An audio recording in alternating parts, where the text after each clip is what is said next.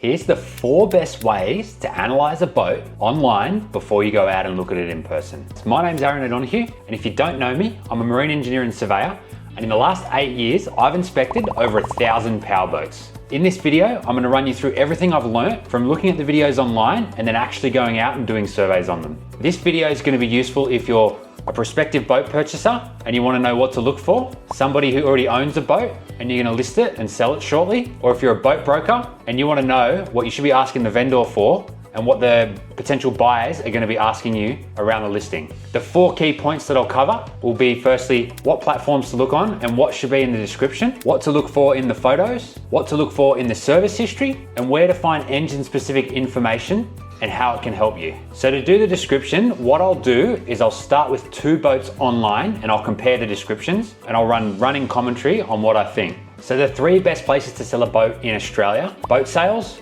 boats online, and Facebook Marketplace.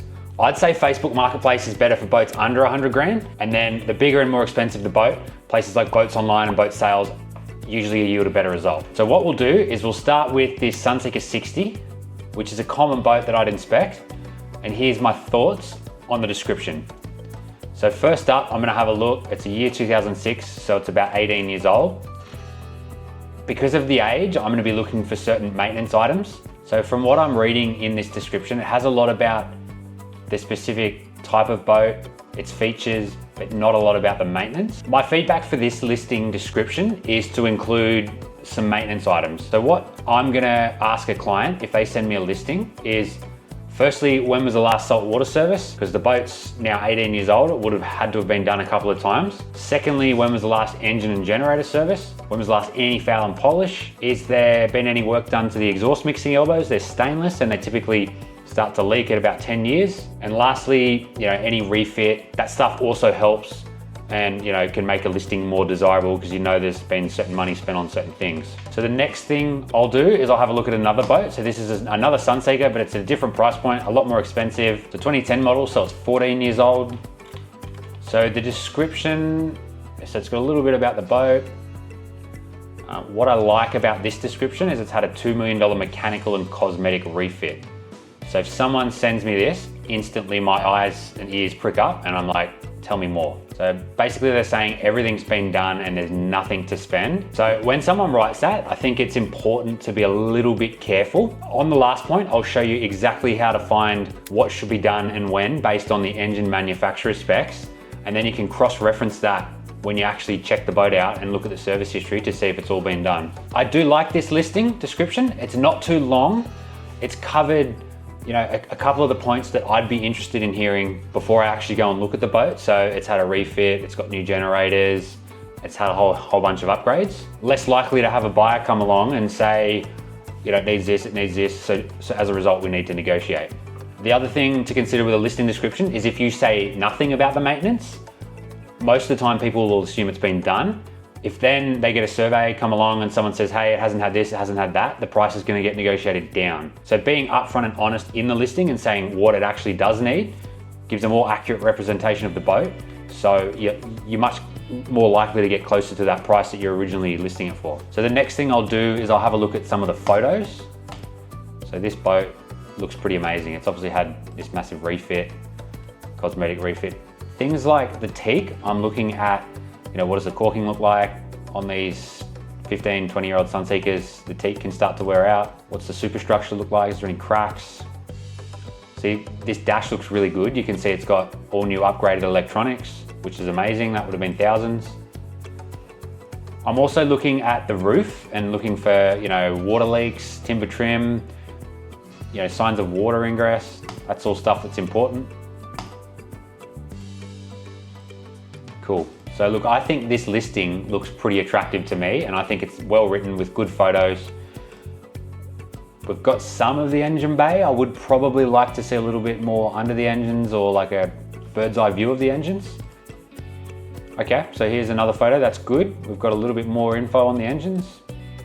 All looks fine. One thing I will say is if somebody doesn't have a photo of the engine bay on their listing, there's usually a reason. Sometimes you get a photo and there's oil and stains and corrosion and that'll just scare people off. So next we'll look at this Sunseeker 60. We'll look at the photos. So all these photos look fine on the outside. Cool, looks like a great boat. So same thing, looking at the teak, see if there's any issues with the caulking. Is it gonna need new teak decks? All looks pretty straightforward. Upholstery looks reasonable. That tender looks like it's got some age to it. That could be the same age as the boat. This is a 2006 model, so my gut feel is that it might be due for a new tender at some point. This also looks like it could be a jet tender, and these jet tenders can be a little bit troublesome. So next up, we've got the flybridge.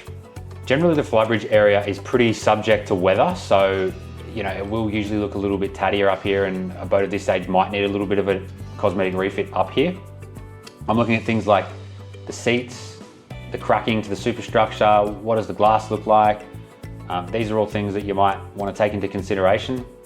It is all relative to age. I'll go back on this one. So here you can see it looks like it's got original electronics, so just something to consider.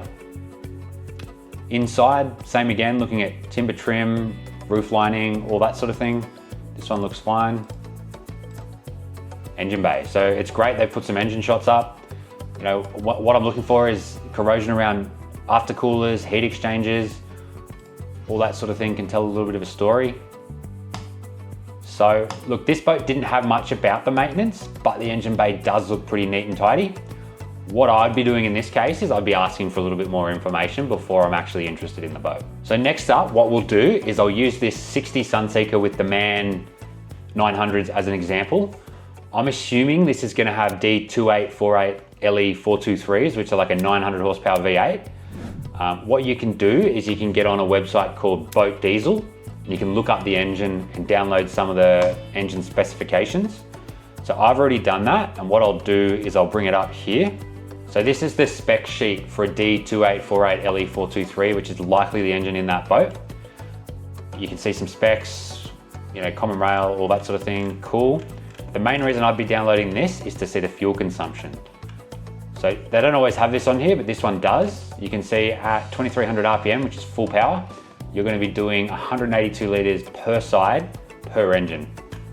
So that can give you some idea of, how far the boat can travel and all that sort of thing. The next thing I'm looking for is the maintenance schedule. Now, I couldn't find one for that particular engine, but I thought I'd bring one up and show you an example. This is another MAN engine. For this particular engine, you probably need to go to the dealer and ask them for this document. But this tells you what maintenance should be done and when.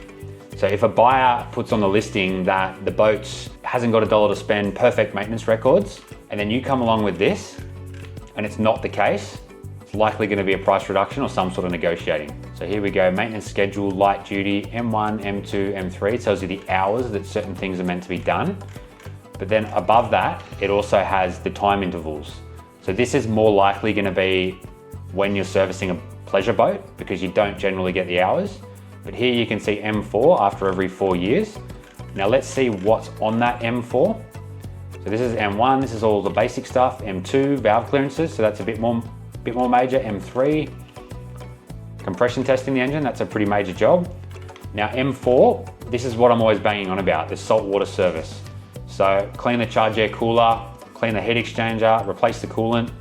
This is MAN saying every 4 years you need to pull them apart, clean them, pressure test them, and put them back together. And this is where you're gonna find that information. Every engine manufacturer might be a little bit different. Volvo has a really good portal where you can put serial numbers straight in and get owner's manuals that has this information. Mercury also has the same thing. But ultimately, do the research on the boat you're buying, look it up, download as much information as you can before you take it to survey or before you actually look at it, so that you know exactly what you're up against. All of that stuff can help you make a decision whether it's worth actually further pursuing a boat, surveying, etc., etc. So that wraps it up. After looking at 1,000 boats in person, these are my thoughts of how I would vet a listing online before I go to that next stage. If this is all a little bit too much for you, you can shoot me an email for a paid review. My email is aaron@boatbuy.com.au, and I can review a listing for you anywhere in the world and give you some running commentary on what to look for and what you might potentially be up for in the short term. I hope this video helps, and make sure you hit the like and subscribe button, and I'll keep putting out long form content like this.